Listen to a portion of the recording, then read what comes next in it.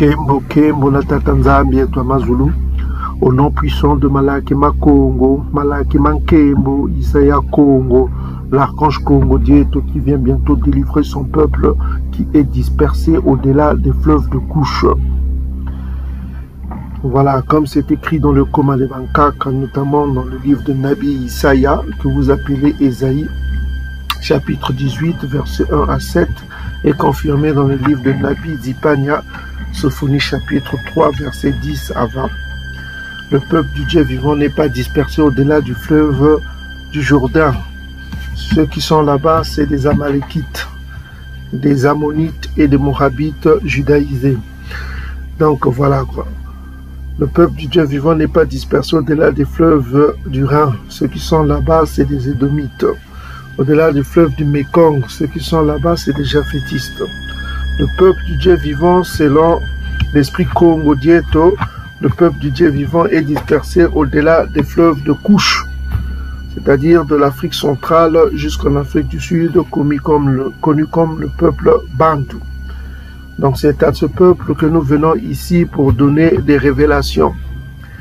Ainsi parle le Koma Dieto, notamment dans le livre de Deutéronome, chapitre 29, verset 29. Les choses cachées sont pour Tata Nzambi, le Père éternel, à lui seul soit l'honneur, la gloire et la puissance. Et tout ce qui est révélé appartient à son peuple dispersé au-delà du fleuve de couche. Donc c'est pour ce peuple que nous venons ici pour révéler ce que le Très-Haut nous a révélé en ce qui concerne un certain nombre de choses.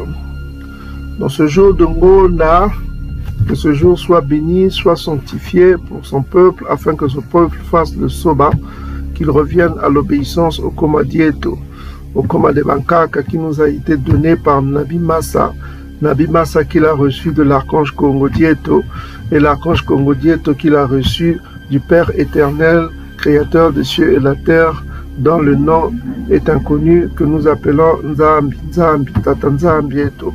Le Père éternel, créateur de cieux et de la terre, à lui seul soit l'honneur, la gloire et la puissance pour l'éternité.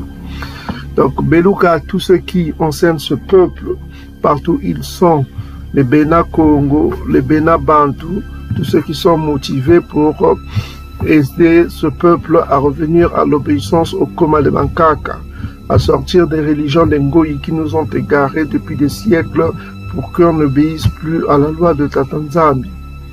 Or, le Koma Dieto, ce qui a été écrit depuis des siècles et des siècles, a donné une révélation en ce qui concerne ces derniers temps. Ces derniers temps, si le peuple revient à l'obéissance au Koma, alors se manifestera notre Saint et Sauveur, l'archange Congo, qui viendra faire ce qu'on appelle le Yissa. Il viendra faire le Yissa pour son peuple. Selon Deutéronome chapitre 30, tout est écrit là. L'archange Congo ne se manifestera que quand le peuple va revenir à l'obéissance au Koma Dieto. Pas tout le peuple bantou, parce qu'il y en a qui ont le cœur endurci, malheureusement, qui continueront à être fidèles à l'égyptologie, au l'afrocentrisme, qui continueront à être fidèles aux religions d'Ngoyi, notamment au christianisme édomite qui nous a égarés, à l'islam ishmaélite qui nous a égarés, au judaïsme amalekite qui nous ont égarés aussi. Donc c'est pourquoi dans ces derniers temps nous n'avons pas de religion. Nous devons nous rappeler que le peuple Bantu n'a pas de religion. Deutéronome 33 verset 4, le peuple Bantu n'a que des traditions et des lois qui nous ont été données auxquelles nous devons obéissance. Donc ces lois-là nous ont été données afin que nous obéissions à ces lois-là. L'obéissance est la source de salut. Mais la source de salut, la garantie du salut, c'est le Tiadi. Le Tiadi est la garantie du salut. Donc nous avons prié, nous continuerons à prier afin que le peuple soit habité par l'obéissance au Koma de Bankaka et l'obéissance et d'être rempli de ce qu'on appelle le Tiadi. Celui qui a le Tiadi ne prendra pas la femme de son prochain. Celui qui a le Tiadi ne volera pas l'objet de son prochain. Celui qui a le Tiadi ne commettra pas un crime, le Yina, n'aura pas le Yina dans son cœur. Celui qui a le Tiadi ne fera pas du mal à un Ngoyi, à un étranger. Celui qui a le Tiadi n'aura pas le Kindoki, parce que le Ndoki n'ont pas le Tiadi. Ok? Donc, il est important que vous soyez habité par la justice, le tsiad, la compassion. Donc, c'est en cela que nous allons voir un autre mot qui est lié à la compassion aujourd'hui. Nous allons voir ce que le Tout-Puissant nous a révélé en ce jour de Ngonda, un jour très important, un jour de révélation, un jour de lumière auquel nous devons nous rappeler, comme c'est écrit dans Nabi Isaïa 66, verset 23. Beluka, Beluka, Beluka au peuple du Dieu vivant, créateur des cieux et de la terre. Revenez à l'obéissance à Tatanzambie, Toyama Zulu, celui qui a créé les cieux et la terre, celui qui est habité d'un grand amour pour son peuple, comme c'est écrit dans le livre de Malaki, chapitre 1, versets 1 à 4. Tatanzambie a aimé son peuple, mais son peuple s'est détourné de ses lois. Alors Tatanzambie s'est éloigné de nous. Tatanzambie revient vers nous parce que nous obéissons à sa loi et que nous nous souvenons de la loi qui nous a été donnée. Gloire, honneur, puissance au Père éternel, que cette parole soit habitée à son peuple qui est dispersé au-delà du fleuve de Couche et ceux qui sont captifs parmi les bouilles. Donc voilà. Donc, peuple du Dieu vivant, nous venons aujourd'hui pour vous donner des révélations qui nous ont été révélées. Donc, quelle est la révélation du jour? C'est le nom de Nabi Néhémia. Vous connaissez Néhémie dans vos Bibles. Voilà quoi. Qu'est-ce qu'on connaît de Néhémie? Donc, je vais prendre un dictionnaire. Alors, un instant, on va commencer par voir Néhémie. Qu'est-ce que dit le dictionnaire des noms propres? J'ai un dictionnaire qui s'appelle Dictionnaire des noms propres de la Bible. Avant qu'on aille sur Wikipédia, on va voir un peu en ce qui concerne, qu'est-ce qu'ils disent un peu de Néhémie. Et puis on va voir ce que dit le Coma en ce qui concerne le nom de Néhémie. C'est Néhémie, juif, Yaoundé quoi, Yaoundé, hein? Le mot juif ça veut dire Yaoundé, hein, Juda quoi. Donc Néhémie, Yaoundé, et chanson à la cour du roi de Perse Artaxerxès, un des principaux agents de la restauration des Bantous après l'exil après l'exil. Il remplit 2 missions à Salama qu'il raconte lui-même. Il a rempli 2 missions à Salama et qu'il accomplit. Donc en première mission, en 445 et 433 avant JC, informé de la situation dramatique de Salama, Néhémie obtient l'autorisation officielle de se rendre à Salama. Ça, c'est écrit dans Néhémie chapitre 2, versets 1 à 10. Il sera nommé gouverneur de Yaoundé. Néhémie chapitre 5, verset 14. Hein. Vous pouvez lire chez vous les Écritures. Et Néhémie chapitre 12, verset 26. Donc, il a été gouverneur de Yaoundé. Hein.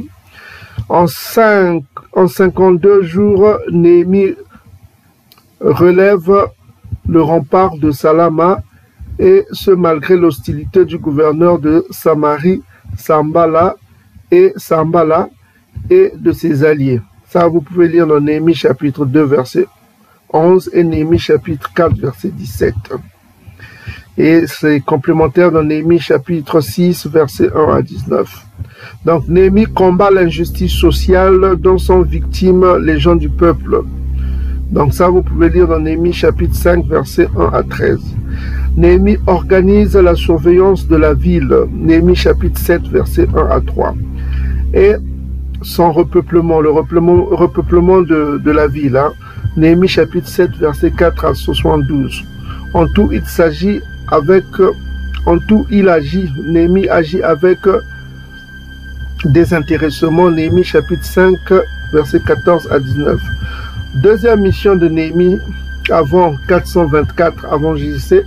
Ok, on dit ici que face à certains désordres de la communauté bantou, il prend des mesures suivantes: sanctions contre Tobia, paiement des redevances aux Lévites, respect du Samba, interdiction des mariages interraciaux. Donc il interdit les mariages interraciaux, refoulement des enfants métissés.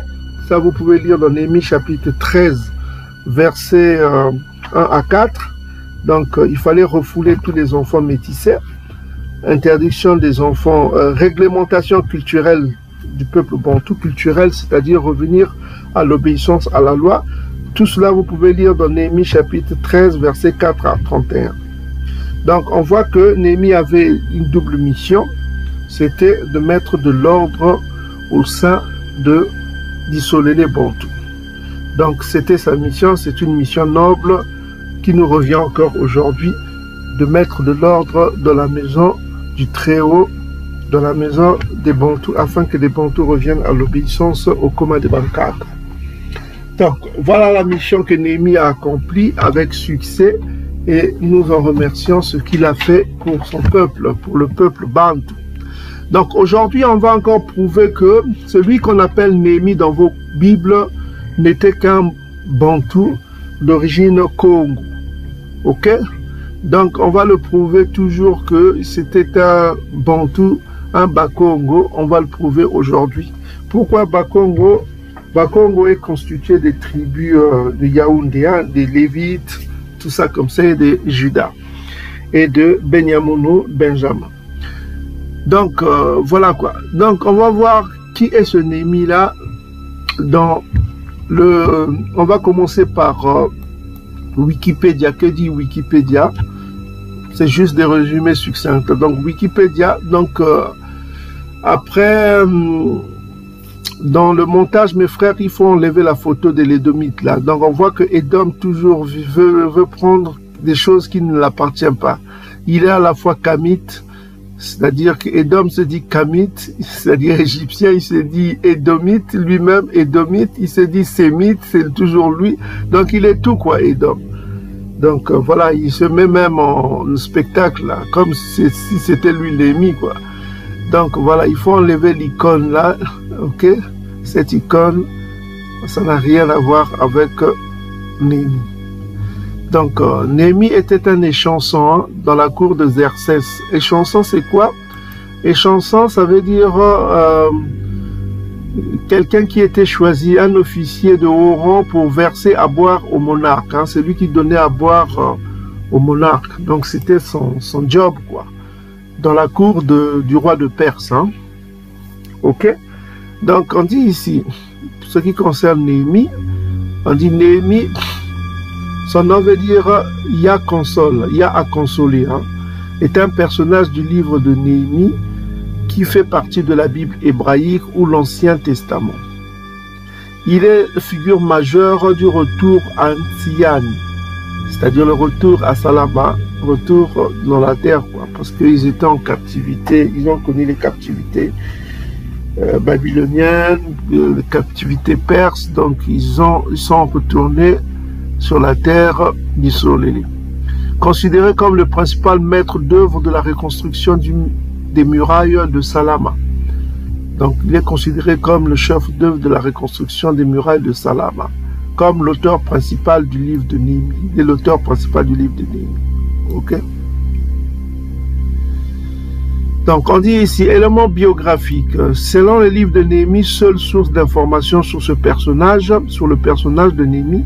Néhémie est le fils de Akalia, hein, et appartient probablement à la tribu de Yaoundé, de Juda, quoi, la tribu de Yaoundé. Ses ancêtres avaient habité à Salama avant l'exil de Babylone. Donc voilà quoi. Donc voilà. Il est certainement issu de la tribu de Yaoundé, de Juda, quoi. Il se pourrait aussi qu'il soit lévite. Hein. On n'a pas beaucoup d'informations en ce qui concerne sa tribu. D'aucuns lui prêtent la tribu de Yaoundé, d'autres lui prêtent la tribu de Lévite. Donc toujours est-il, Néhémie était il était zélé, il avait le Nzala. Nzala, c'est le zèle, hein. C'est le même mot qu'on trouve en lingala, le Nzala. Il avait le zèle. Ok, le zèle pour la loi de Tatanza bientôt. Il a mis de l'ordre, comme nous venons de le dire. Voilà quoi. Il a mis de l'ordre après l'exil. Et il n'était pas le seul. Nabi Salah, qu'on a montré dans le nom aussi, Ezra dans le nom et Salah, on a déjà prouvé cela. Donc on va voir le nom véritable de Néhémie. Est-ce qu'il appartient au peuple dispersé au-delà du fleuve de Couche? Ça, c'est important que vous le sachiez. Ok, Néhémie là. Donc, quand vous voyez le nom Néhémie, on voit déjà que c'est un faux nom édomisé, occidentalisé. Donc, édomisé, Édom a édomisé ce nom-là. Ce nom-là n'est pas ce que vous voyez là. Donc, vous voyez, Édom a occidentalisé ce nom. On va voir son nom d'origine dans la langue paléo-hébraïque, qui était sa langue natale, qui n'est autre que le Kikongo. Est-ce qu'on peut trouver des relations entre ce personnage de Néhémie biblique avec le peuple que le Tout-Puissant a dit « Mon peuple est dispersé au-delà des fleuves de Couche ». Sophonie chapitre 3, verset 10 à 20.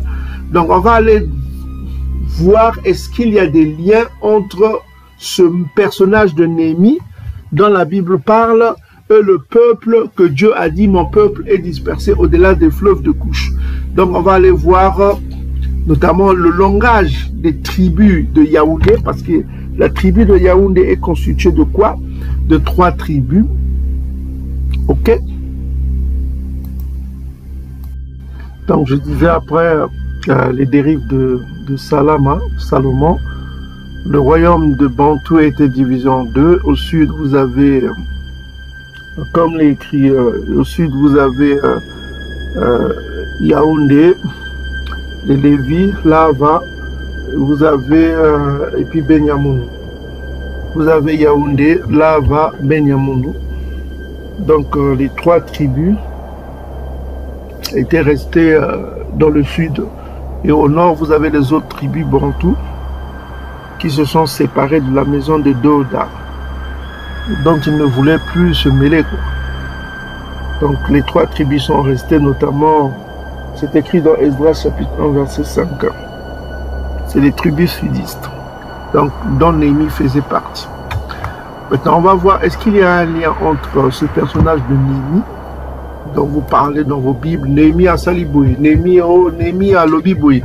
Donc Néhémie à Lobi que mariage interracial les Amabé. Donc voilà, les gens vont parler Néhémie, les pasteurs parlent de Néhémie. Mais est-ce que ce Néhémie-là a des liens avec le peuple dispersé au-delà des fleuves de Couche? Parce que Dieu a dit que mon peuple est dispersé au-delà des fleuves de Couche. Ah mes frères et sœurs qui sont ici présents, et ceux qui nous écoutent sur Internet, en ce jour de Ngol, ah mes frères. Donc, nous devons prouver effectivement que ce Néhémie-là, dont on parle, a des liens avec le peuple que Dieu a dit qui sont dispersés au-delà du fleuve de Couche. Donc il faut avoir le même mot, les mêmes noms. Est-ce que vous comprenez? Nous devons le prouver. Est-ce que vous comprenez, mes frères et sœurs? Nous devons prouver qu'il y a un lien entre ces gens-là qui sont au-delà des fleuves de Couche et les Israélites anciens dont Néhémie fait partie. Est-ce que vous commencez à comprendre, mes frères et sœurs? Donc, c'est en cela que la révélation vient. Dans ces derniers temps, le Tout-Puissant est en train de réveiller son peuple. L'Esprit Congo est en train de faire quelque chose parce qu'il reste peu de temps. Et les Ngo, ils le savent. Hein? Les Ngo, ils savent qu'il reste peu de temps. Il reste peu de temps. Donc, voilà quoi. Donc, dans cette vidéo, on va prouver qu'il y a un lien entre le personnage de Néhémie. Déjà, on a prouvé que Esdras a un lien avec le peuple dispersé au-delà du fleuve de Couche. Hein? Maintenant, on va prouver aussi que Néhémie a un lien avec le peuple qui est dispersé au-delà des fleuves de Couche. Donc, on va examiner son nom tout à l'heure. Alors, allons-y. Le nom de Néhémie en hébreu, sa langue natale, le paléo-hébreu, nom hébreu amalekite que vous avez actuellement. Hein, dans vos églises et dans les écritures, il faut aller chez Amalek là-bas pour voir son hébreu. Mais nous n'avons pas besoin de cet hébreu-là, ce n'est pas pour nous. Amalek ne va pas nous enseigner qui sont nos ancêtres. Mais l'Esprit Congo nous enseigne qui sont nos ancêtres. Ok, mes frères et sœurs? Donc, ce qu'on va vous démontrer ici, vous ne le trouverez pas dans toute l'Afrique habitée. Vous chercherez des tribus africaines chez les Kamites, vous ne trouverez pas ça. Vous avez beau fouiller Vous allez au Bénin, au Togo, au je ne sais pas dans quelle contrée, les Kamites, vous ne trouverez pas ce qu'on va vous révéler comme secret. Vous ne trouverez pas ça. Mais vous ne trouverez que au-delà des fleuves de couche, là où est le peuple du Dieu vivant, les élus de Tatanzambi. Selon Ésaïe 45, verset 17, c'est ce peuple-là que Dieu a promis la vie éternelle. Est-ce que vous commencez à comprendre? La vie éternelle n'est pas pour toute l'humanité. Ésaïe 45, verset 17 dit quoi? La vie éternelle, c'est qui? Pour qui? On va lire Ésaïe chapitre 45, verset 17.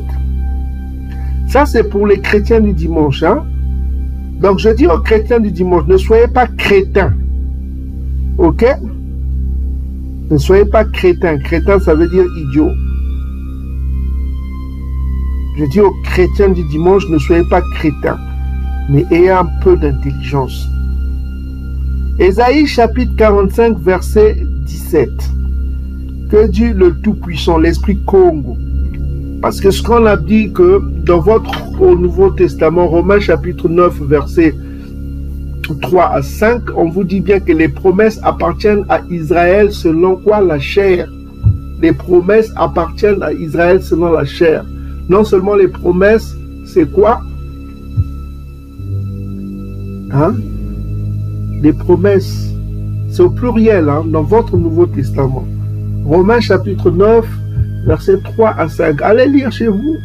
Les promesses appartiennent à Israël selon la chair, donc selon l'ADN, hein, selon la chair. Maintenant, écoutons la promesse. Vous les chrétiens du dimanche. Sépare Tatanzambi, le Père éternel, qui solélé Israël, pas Israël spirituel, mais Israël charnel dont on parle, le peuple de celui qui écrit là, qui solélé Bantou, obtient le salut. Mais c'est quel salut, virgule? Quel salut vont-ils obtenir? Un salut éternel. Le Yissa éternel, qui n'aura pas de fin. C'est pourquoi le livre de Daniel vous dit que le royaume qui vient sera un royaume qui n'aura pas de fin. C'est un royaume éternel. Aucun royaume, ça sera toujours là. Est-ce que vous commencez à comprendre? Un salut éternel. Et puis il dit une autre chose. Vous ne serez ni honteux, ni confus, jusque dans l'éternité.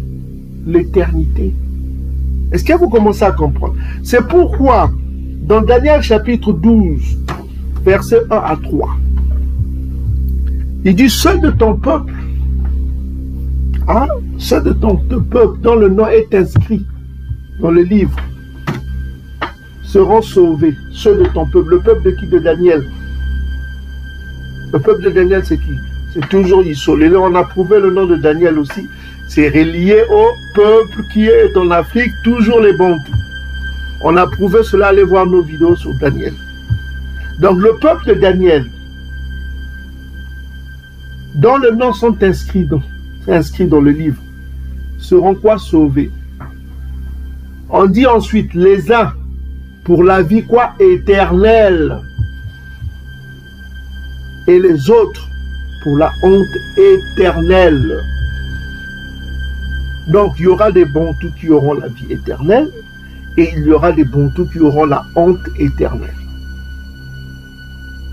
Maintenant, ceux qui auront enseigné la justice, c'est-à-dire le Tsiadi, toujours un mot qu'on trouve qu'au-delà du fleuve de couche, brilleront comme des étoiles à perpétuité, pour toujours. Donc, vous voyez que Tatanzambi est amour. J'ai aimé Yankaba et j'ai haï Isso. C'est à cause de cela que les Ngoï détestent ce peuple-là. Ils ont une haine à cause de ce peuple. Mettez-vous à leur place, les Ngoï. Vont-ils aimer un peuple dont on va donner la vie éternelle? Et eux, on les a privés. Réfléchissez un petit peu. Est-ce qu'ils vont vous aimer? Ils vont vous haïr. Mais les Ngoï, en tuant ce peuple, en faisant du mal à ce peuple, mais ce peuple va être ressuscité. Ça sert à quoi de tuer un homme qui va se réveiller demain? Ça ne servira à rien. Tu as beau lui couper la tête, mais demain on lui remettra sa tête, on remettra ses jambes, il marchera encore, il vivra, il va respirer, et il va te voir, toi qui l'as tué. Et qu'est-ce qu'il va te faire? Posez-vous la question. Il va te massacrer, il va te faire la même chose, mais toi, tu ne ressusciteras pas, parce que tu es un Ngoï. Est-ce que tu comprends? Vous comprenez ce qui se passe? Les Ngoï, c'est une bêtise. Vous faites du mal à un peuple qui va être ressuscité. Ça ne sert à rien. Et ce peuple-là, demain, va vous ressusciter pour vous punir de ce que vous avez fait. Hein? Imagine, quand vous coupez la moelle épinière, vous êtes handicapé à vie. Il ne vous donne pas à manger, à souffrir. Vous allez souffrir tellement que vous allez même regretter ce que vous avez fait. Ça sert à quoi? Donc, c'est une aberration. Une aberration de comportement des Ngoï. Mieux vaut être bon avec le juge, celui qui va te juger, que d'être mauvais avec celui qui va te juger demain. Parce que les Bantous que vous voyez, parmi les Bantous, il y a des élus Bantous. Et ils seront des juges impitoyables. Impitoyables, pourquoi? Parce que l'esprit leur sera donné pour accomplir la vengeance. Parce que les Bantous sont tellement bons. Ça, c'est dans le livre de Ézéchiel chapitre 14, 25. Ézéchiel chapitre 25. On va lire rapidement pour que vous compreniez que l'esprit sera donné aux Bantous. Parce que le Tout-Puissant, l'archange Congo sait que son peuple est tellement bon. Ils ont été christianisés. Ils vont pas faire ce qu'il va leur dire, quoi. Parce que depuis, vous voyez, autant de massacres, quand on avait demandé d'exterminer toutes les nations cananéennes, là, les Bantous ne l'ont pas fait, hein, parce qu'ils avaient un peu la compassion. Mais aujourd'hui, qu'est-ce qui se passe? C'est les Cananéens qui commencent à faire du mal aux Bantous. Vous voyez un peu le contraire. C'est une vision, c'est que les gens ne comprennent pas. Regardez, dans Ézéchiel chapitre 25, verset 14. Ça concerne le reste des Édomites qui sont en Afrique, hein, qui vont échapper, parce que ceux qui sont hors de l'Afrique, là, Bantou, les Édomites, là, ne seront plus. Mais ceux qui sont en Afrique, parmi les Bantous, ils subiront l'esclavage hardcore. Ils vont subir l'esclavage hardcore. Une vengeance terrible. Donc, écoute ce qu'on dit en ce qui concerne Édom. On dit, j'exercerai ma vengeance sur Édom, dit l'Esprit Congo. L'Esprit Congo dit, j'exercerai ma vengeance sur Édom par la main de mon peuple. Il utilisera son peuple pour exercer la vengeance sur Édom. Mon peuple, Yissoleli. Il traitera Édom selon quoi? Ma colère, selon ma fureur. Donc les Bantous traiteront Édom non selon leur colère, mais selon la colère de l'archange Congo. Donc vous voyez, un esprit leur sera donné pour faire cela. Parce que les Bantous ne feront pas, si on leur dit de le faire, ils ne le feront pas. Donc on leur mettra un esprit de colère, un esprit de fureur pour accomplir cette vengeance-là. Est-ce que vous commencez à comprendre? Il n'y a que le Très-Haut qui peut faire ça. Rien n'est impossible, c'est le Tout-Puissant des esprits. Ok? Et ils reconnaîtront, Édom reconnaîtront ma vengeance, dit Yaakov. Donc vous voyez, mes frères et sœurs, que ce qui va se passer, ce n'est pas ce que les religions vous prêtent là comme baratin, comme sottise. Ça, c'est la réalité. Dieu dit que son peuple est là-bas et il y a une compatibilité. On va voir cette compatibilité entre les personnages bibliques et le peuple qui est dispersé au-delà du fleuve de Couche, dont le Très-Haut dit que c'est son peuple. Donc, on va voir le nom de Néhémie. Qui est Néhémie là? Donc, voici Néhémia, c'est H, concordance biblique H 5166. C'est le nom de Néhémie. Ok? Voici le nom de Néhémie.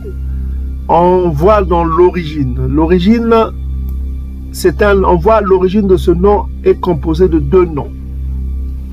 Vous avez deux noms qui indiquent l'origine de Néhémie. Vous avez Le premier nom, on va voir cela. Le premier nom, c'est quoi? Le premier nom, c'est Naka.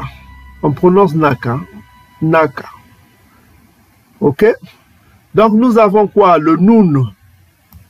C'est H5162. Ça, c'est la racine du nom de Néhémie. Ce que ça veut dire.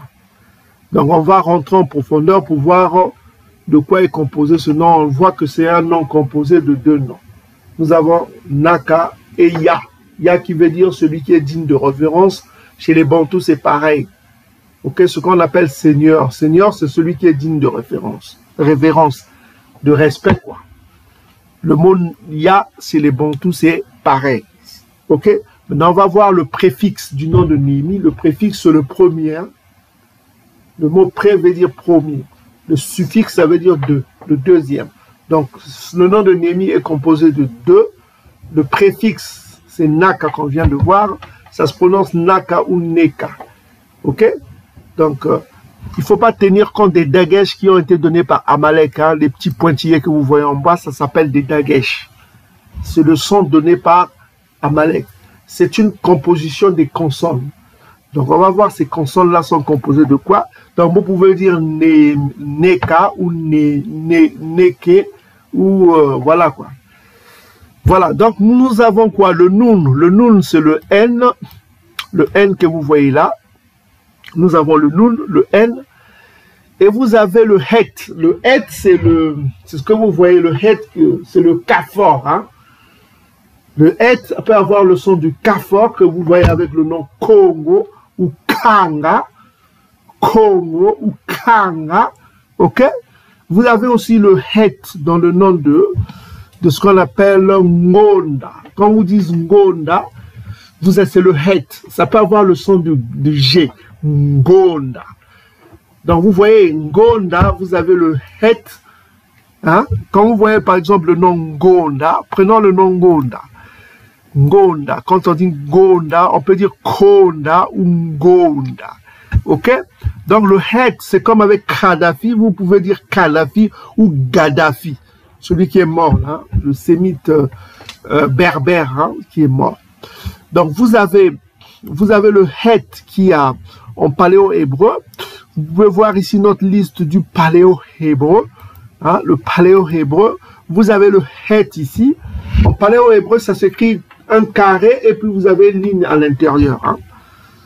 Vous avez un carré et une ligne à l'intérieur qu'on appelle le Het. Ça peut avoir le son du K, ça peut avoir le son du G.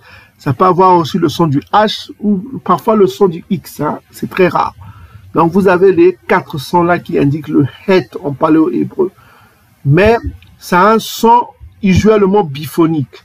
Donc, vous avez le K ou le G. C'est pourquoi le Het là, qui indique Congo ou Kanga, c'est le K fort. Ça peut être aussi le G fort. OK?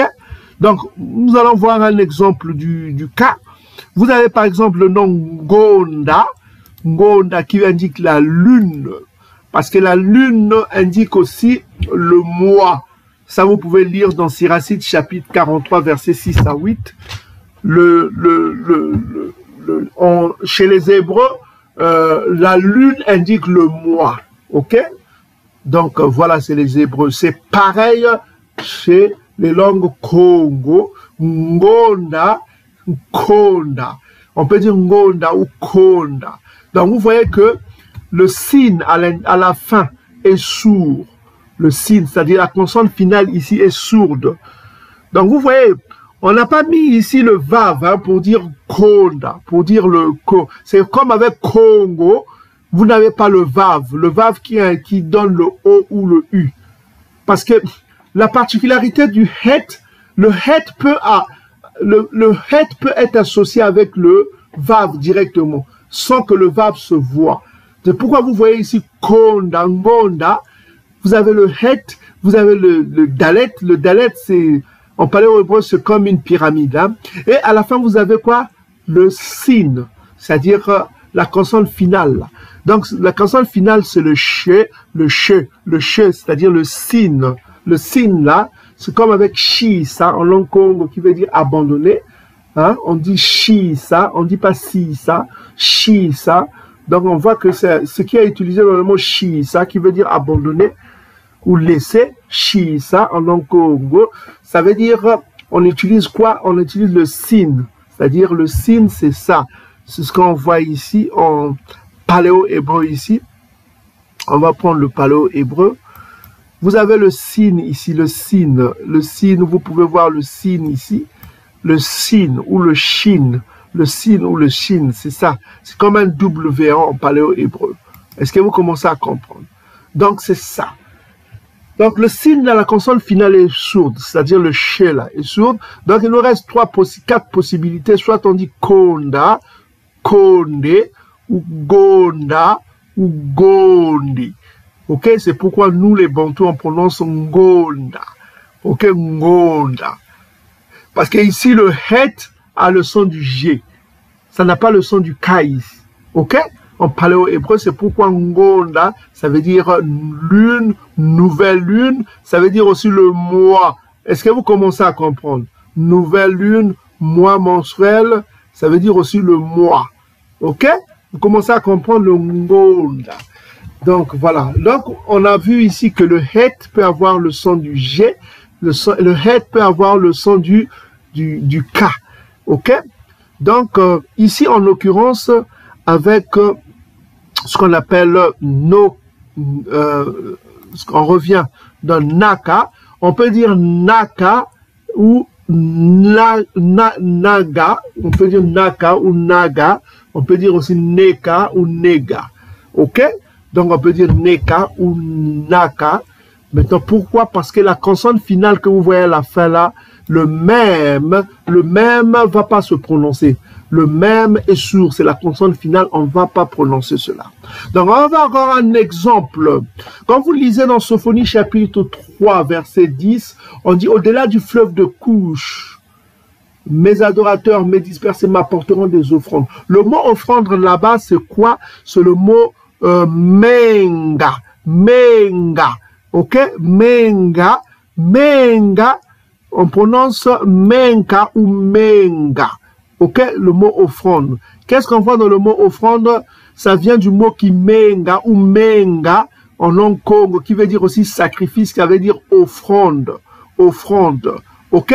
Ça veut dire offrande. Maintenant, offrande, c'est le même mot qu'on voit chez, on voit ici dans sacrifice, on voit menka. Menga. Ok? Menga. Donc, on voit que menga là, en langue Congo, ça veut dire quoi? Ça veut dire sacrifice et offrande. C'est pareil. Donc, ça veut dire que le même mot que Néhémie Nabi Zipania Sophonie a utilisé le mot offrande, c'est le même mot qu'on retrouve chez les Congos pour dire offrande. Menga. Donc, vous voyez ici dans menga, vous avez quoi? Vous avez le het. On peut dire menka ou menga.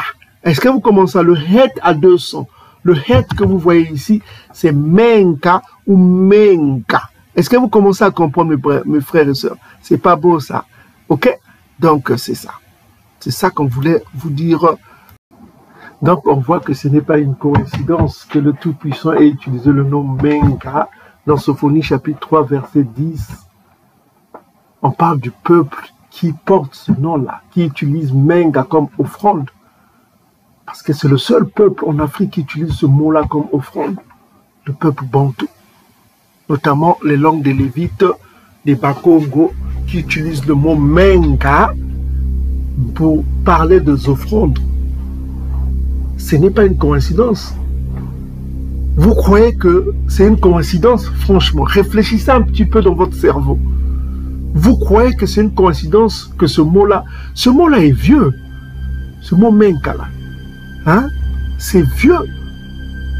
C'est depuis la Genèse. Genèse chapitre 4, Genèse chapitre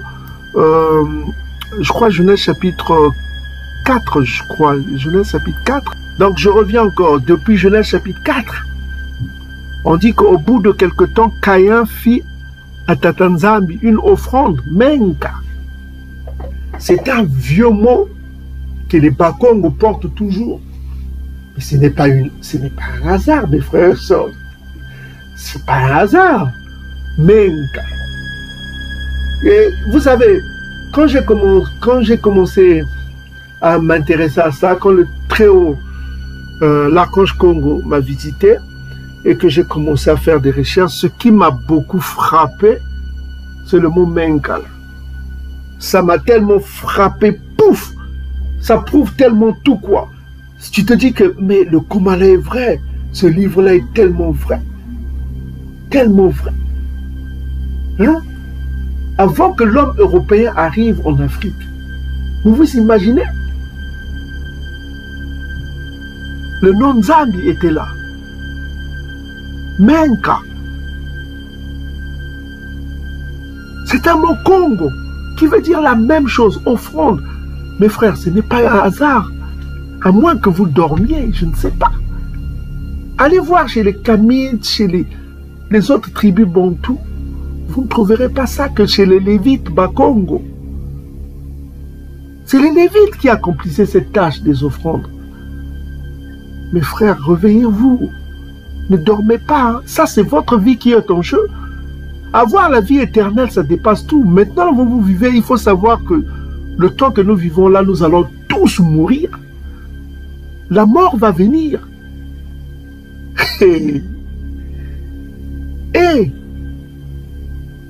Mais la vie éternelle est un don gratuit de Tatanzang pour son peuple. Pour obtenir le passeport, pour ça, il faut se battre maintenant. Ce n'est pas après. Quand on est mort, c'est fini. Après la mort, vient quoi? Le jugement. C'est fini. Après la mort, c'est le jugement.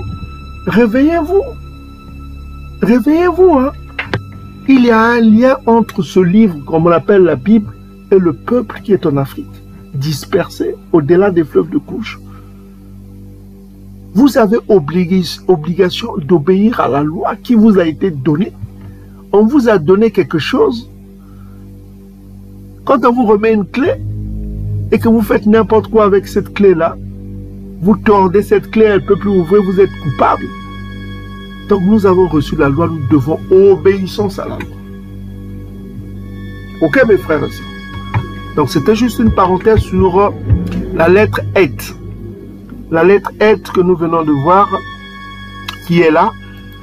La lettre Et, hein, la lettre Et qui s'écrit avec comme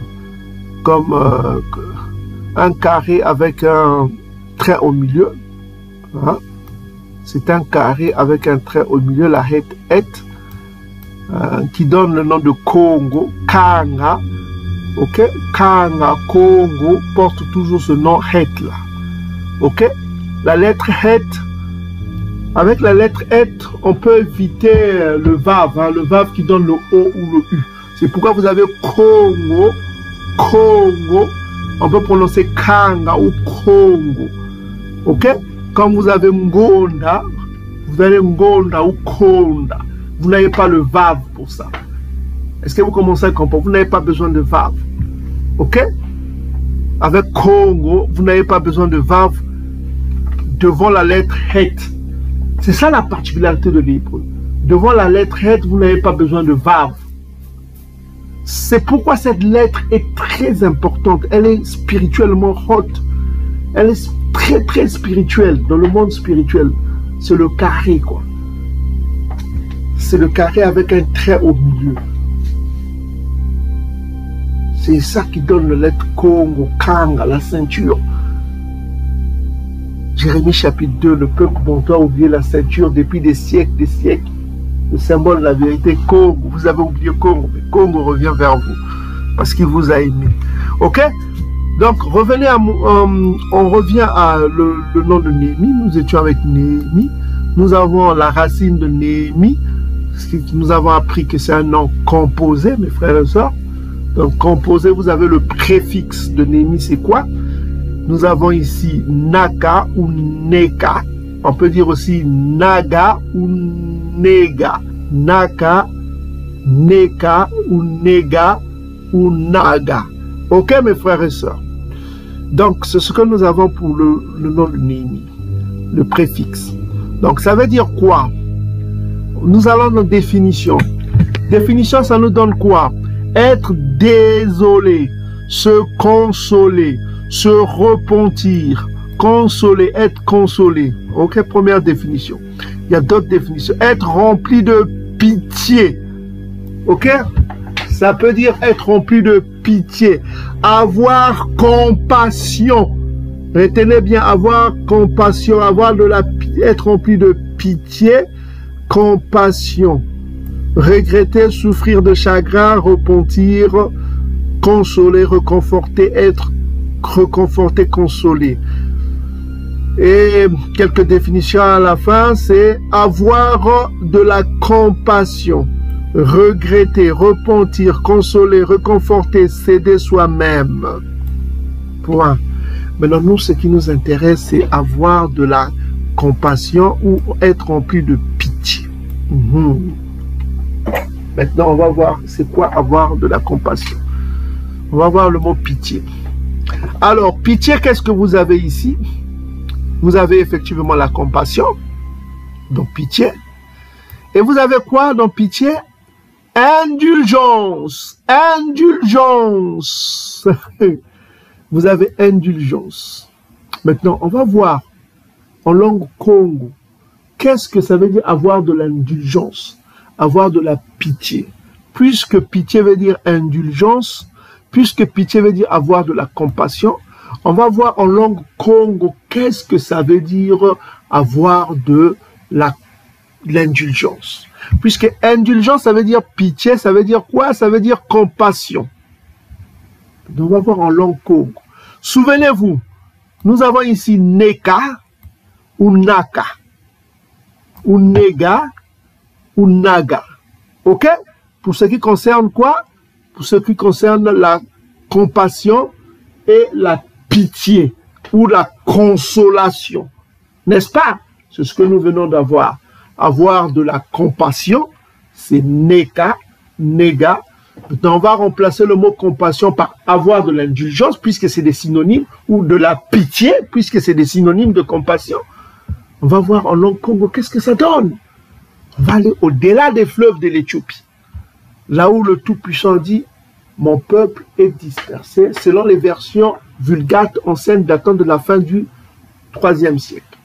C'est très vieux ça, avant que l'homme édomite arrive en Afrique. Dieu a dit que son peuple est dispersé au-delà des fleuves de couche. Mon peuple dispersé. Mon peuple. Isolé, mon peuple. Mon peuple. Celui qui était en Égypte, son peuple qui est en Égypte. Maintenant, c'est là la beauté de la révélation. Regardez la beauté de la révélation. Souvenez-vous, Neka, là, vous avez le son biphonique. Donc, Naka, Neka, Nega ou Naga.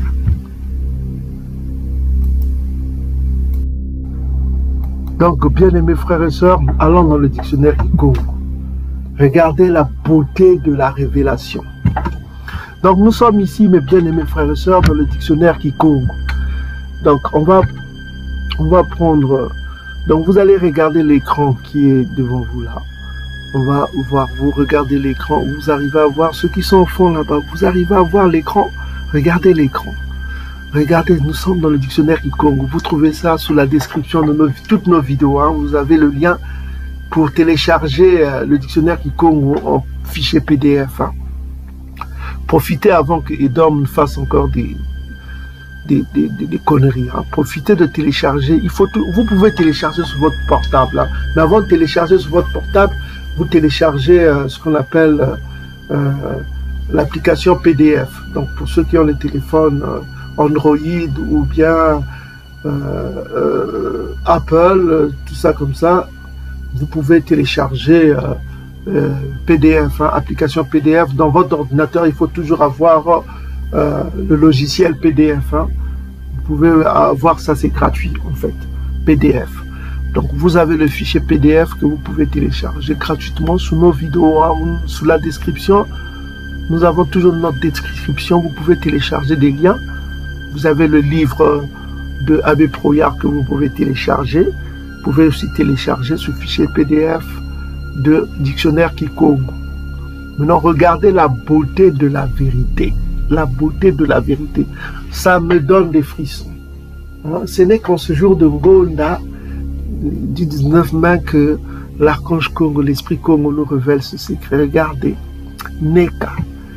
Donc vous avez le dictionnaire ici, on va ici, vous avez la possibilité d'agrandir. Hein, on va agrandir, vous avez le plus pour zoomer. Hein. On va zoomer, paf, paf, on va zoomer. Regardez mes frères et sœurs. Neka. Souvenez-vous, la consonne, le son biphonique de Neka, Naka, ou Naga, ou Nega. C'est quoi? N-K. N-K ou N-G. Puisque, on l'a dit tout à l'heure, le het. Le het, c'est-à-dire le K, là, a le son de G ou de K. Mais ici, en l'occurrence, ça a le son de K. Donc, Neka. Regarde, ça veut dire quoi? En langue Congo, espionner, examiner à fond, compter, calculer, avoir de l'indulgence pour les enfants, avoir de l'indulgence pour les enfants. Congo, avoir de l'indulgence. On vient de vous dire quoi? Indulgence, c'est quoi? Avoir de l'indulgence, indulgence, ça veut dire quoi? C'est la pitié. Indulgence, c'est quoi? C'est la compassion. Indulgence, c'est quoi? C'est la pitié, c'est la compassion. C'est-à-dire, on peut remplacer indulgence par avoir de la compassion. Congo! Oh! Donc, on voit que ce terme-là, ça vient du Tout-Puissant. Pourquoi je dis ça vient du Tout-Puissant? Souvenez-vous de Proverbe chapitre 7, versets 1 à 2. Le Très-Haut a de l'indulgence pour ses enfants. Ses enfants, c'est qui? C'est Isolélé. Ah, n'est-ce pas? Isolélé. Ce terme-là, ce mot-là, est divin. C'est tellement divin. Neka. N-K. C'est-à-dire, vous avez le nun et le het. Le son biphonique, le nun et le het. Souvenez-vous, la consonne finale hein, est souvent sourde, notamment avec, on ne dit pas nekam ou nakam, hein, comme diraient les Hamalekites, ou bien. Parce que la consonne finale est souvent sourde, avec maï. Vous avez vu maï, on ne prononce pas maïm, on prononce maï. Les Bantous prononcent maï en lingala. Hein. Maï. Ils ne disent pas maïm, ils disent maï. Ils évitent, comme dans la règle du paléo-hébreu, de prononcer la consonne finale. Parce qu'elle est souvent sourde, elle est parfois prononcée dans d'autres mots. Ok? Donc, on ne dit pas nakam, on ne dit pas nekam. Ok? On dit neka. Et ici, on voit neka, on ne prononce pas la consonne finale le même. Le même, le M n'est pas prononcé. C'est comme avec maï. Ils évitent, vous voyez, ils évitent de prononcer la consonne finale, le même. Là. Ils prononcent pas, ils disent pas nekam ou nakam. Ils disent neka. Avoir de l'indulgence. On revient encore, mes frères et sœurs. Indulgence, c'est quoi? Regardez. Indulgence, c'est ça. C'est la pitié. Synonyme, c'est la compassion. Et on rentre quoi? Dans Néhémie, le préfixe du nom de Néhémie. Est-ce que vous commencez à comprendre la beauté, mes frères et sœurs? Ça, vous ne le trouverez pas dans les tribus africaines, les tribus kamites. Ça n'existera pas. Vous avez parcouru toute l'Afrique de l'Ouest. Vous avez beau avoir des Édomites qui viennent vous dire, oh, ça c'est la tribu de Dan, la tribu de... Ne les croyez pas. Édom, donc, il va aux Philippines pour dire que les Philippiens sont des Israélites. Il va là, je sais pas quoi, il a écrit tellement de livres. Ceux-là, c'est des Israélites. Il va même chez les Cananéens, je sais pas comment on les appelle. Les Falachs, c'est des Israélites. C'est pas ça. C'est pas ça. Dieu est grand. L'archange Congo est tout puissant. Il connaît son peuple. Il connaît son peuple, porte son nom. Est-ce que vous commencez à comprendre cela? Mon peuple porte mon nom. les gens sauront que le nom du Tout-Puissant est associé au sien. Son peuple a son nom. Les peuples que vous dites là, c'est les Israélites. Ils ont le nom de Dieu. Posez-leur la question. Ils ont le même nom que le Dieu de la terre. Le Tout-Puissant dit que il se définit lui-même comme la ceinture dans Jérémie chapitre 2. Vous m'avez oublié la ceinture qui vous a fait. Depuis des siècles, ils ont oublié la ceinture. La ceinture, c'est quoi? C'est le symbole de la vérité. En hébreu, c'est quoi? C'est Congo. Et vous voyez dans le nom Congo, vous avez le het là.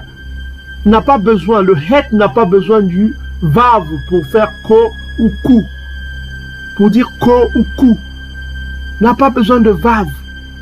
Et voilà qu'on prononce Congo ou Kanga. Ou Kango. Vous voyez, c'est tellement subtil l'hébreu. C'est beau. C'est comme avec Ngonda, Konda. Vous n'avez vu Ngonda, il n'y a pas le vav là. Le vav qui donne le son de O ou U. Parce que le het n'a pas besoin de ça souvent. Donc vous voyez mes frères et sœurs, la beauté, le NK. Neka ou Naka ou Naga ou Nega. C'est les Congo, c'est pareil. Indulgence, indulgence, pitié, compassion, les mêmes mots. Mais ça, vous ne les trouverez aucunement chez les Ngoï. Donc, et puis vous avez, donc nous avons trouvé le préfixe du nom de Néhémie. Ok mes frères et sœurs.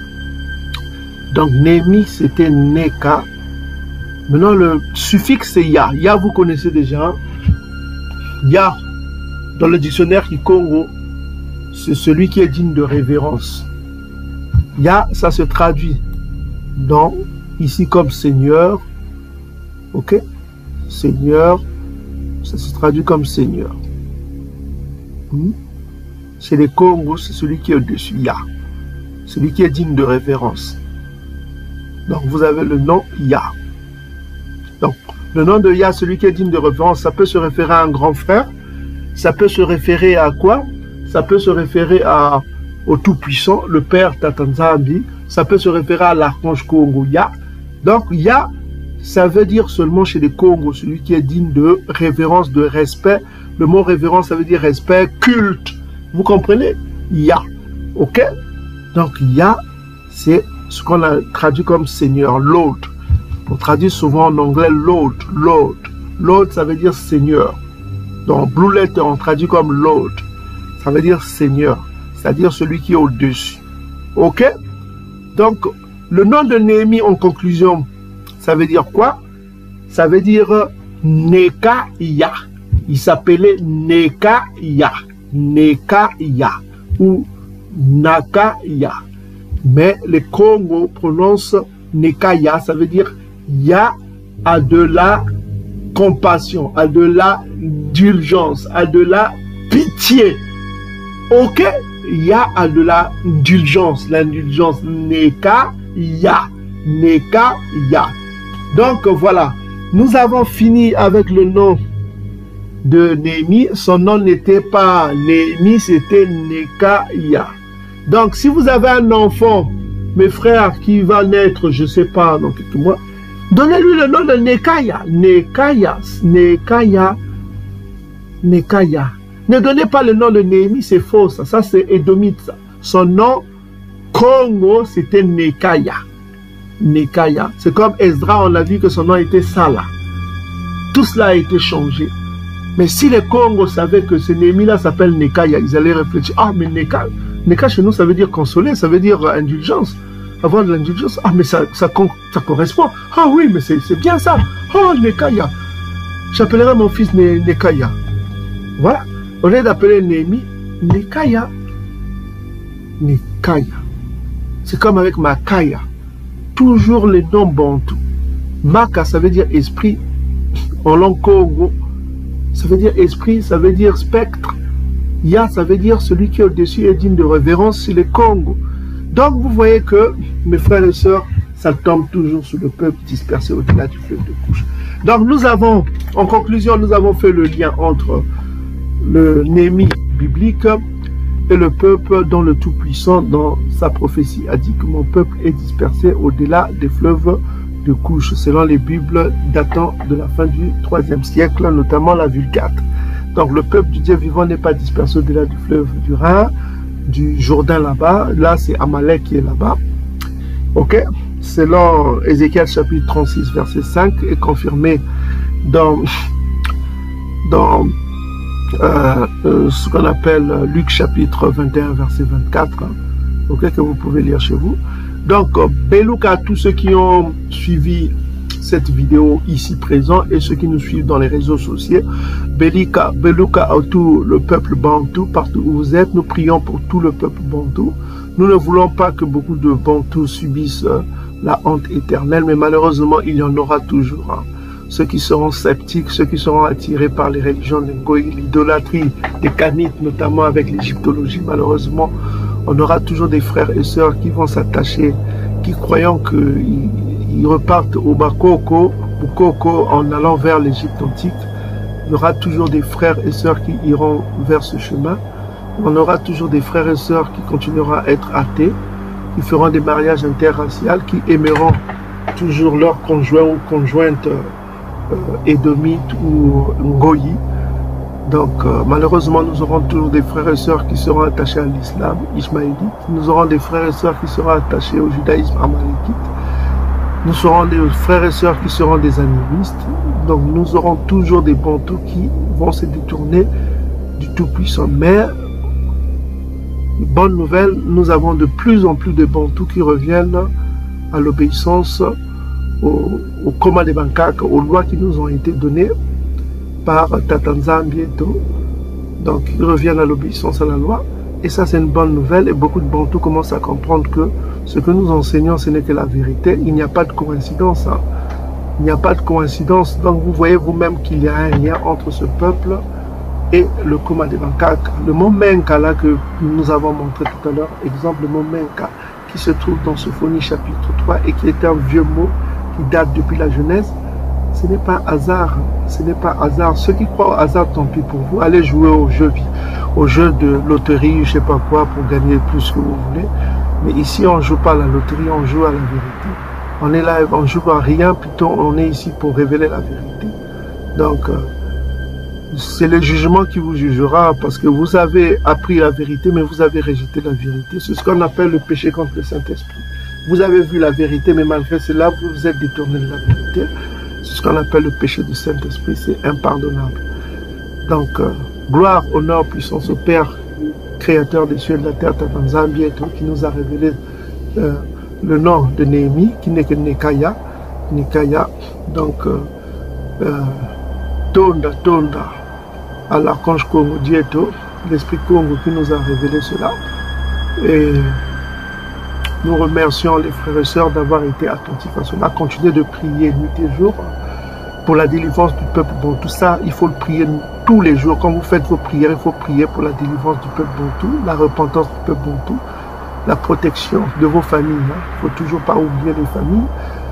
Et puis, il faut prier aussi pour la vengeance contre tous les Ngoï, le mal qu'ils nous ont fait, le Missifa contre les Ngoï. Ça, c'est encore un mot bantou, hein, Missifa, le Sifa.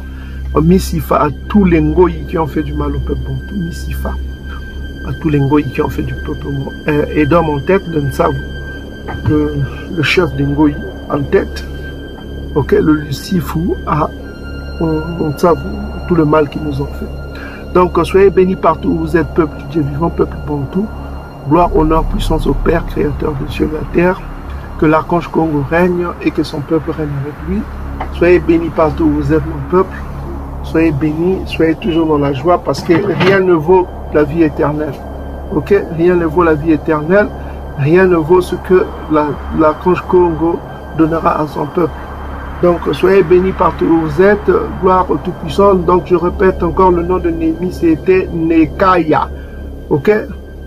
Que le Tout-Puissant soit loué, soit glorifié. Tonda. Et ça va.